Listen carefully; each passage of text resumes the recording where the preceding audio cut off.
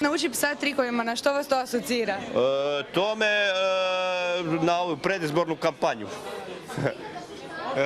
Majko im, lopovsku. Nekoliko se literarnih entuzijasta i onih kojima utorkom navečer nije domet za znanje tko je markirao mužnu krave našlo u đuri, kako bi proslavili prvo ukoričeno izdanje Danijele Stanojević-Majević, Nauči psa trikovima. Dakle, reakcija moje mame je bila ta da mi sa mnom razgovarala 2 slovima, 2 tjedan, a nakon toga je, eto, jedna moja prijateljica koja je ovdje negdje u masi, zove se Anita Tripalo, nije spavala jednu večer. A te je trikove Danijela detektirala u radnoj sredini. Kako je poslove, ali uvijek u medijima mijenjala kao čarape, razotkriva Copperfieldsku magiju korištenja tuđica. Primjerice, content assistant umjesto na naški tajnica. Manager for the cleaning department. Evo, tvoj posao je bio story edit. Jedan od posao. Ja sam bila main story.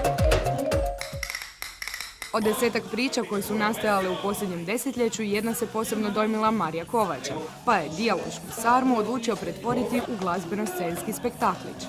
Sa bendom Dada Džihad, koji je evo prije par tjedana svirao na Bijenalu i sad nekako to je forma s kojom se igramo. Jao, što fino miriše ova sarma. Da, baš kao anus. A lijepo je bilo i pročitati nekoliko narednih. Nije ih kvario pokoji vulgarizam u službi naglašavanja dječjih bolesti koje prate patrijarhalno društvo. S njima se borio Ante Perković, kojemu su ovi trikovi poslužili za razbijanje uredničkog leda. Premijerno, da, njoj prva knjiga, meni prvo uređivanje knjige, tako da je to bilo dosta uzbudljivo. A da izgled vrlo često prodaje djelo, jasno je bilo i ilustratorici knjige. Inspirirana nekim tim međuljudskim odnosima, ne znam, perverzivnim nekim pričama, situacijama. Ilustrirala sam je knjigu i na ilustraciji tako ima neke međuljudske situacije i tako. Zanimljivo je da je ovo autorici druga promocija.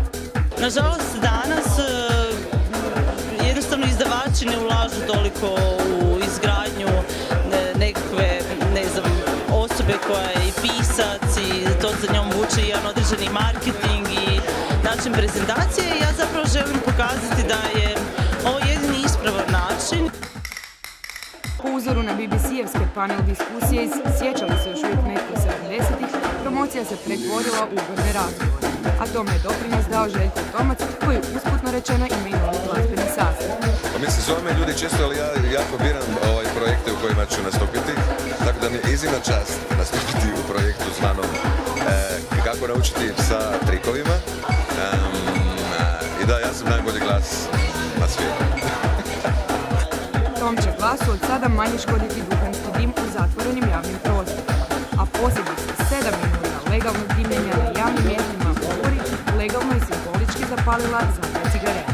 Zabrana pušenja u klubovima i u kafićima, da je to čisti udar na osobne slobode ljudi koji po meni imaju pravo pušiti. Ali tako i treba biti, zato što u Hrvatskoj uopće nije nijedan disko klub, recimo po pravilima ventilacijskih, ne znam, otvora, klima uređaja i ostalo riješe. Oni svi jako štede na tim ventilacijama. Pušim protiv svih predsjedničkih kandidata. A ova, inače Fakova prvonagrađena spisateljica za najbolju kratku priču 2001. već radi na novom dijelu, još provokativnijeg naslova. Iako još nije ugledala svjetlo dana, već ima nove poklonike. Kao uvjerena ljubiteljica mačaka uopće me ne zanima pseće performanse i ono što psi mogu naučiti. Bitan moment u ovoj promociji je najava sljedećeg izdanja, a to je navodno knjiga Kako ubiti sve krvu. Vjerojatno smo sve mi ovdje večeras samo zbog toga. Sve u svemu ljubav zbog toga što ljubavi više nema. Odnosno, vi ste se svi odrekli ljubavi, vas je sramota reći svojoj ženi volim te. No što je uistinu danas na literarnom tržištu zanimljivo. Oprostite, ali vi čitate knjige? Ma jok, što ću čitat knjige? Ja najviše volim čitati Vozni red iz 56. godine. Znaš kako je to zanimljivo. Onda ti je vozio uskotračni Čiro za Sinj, znaš.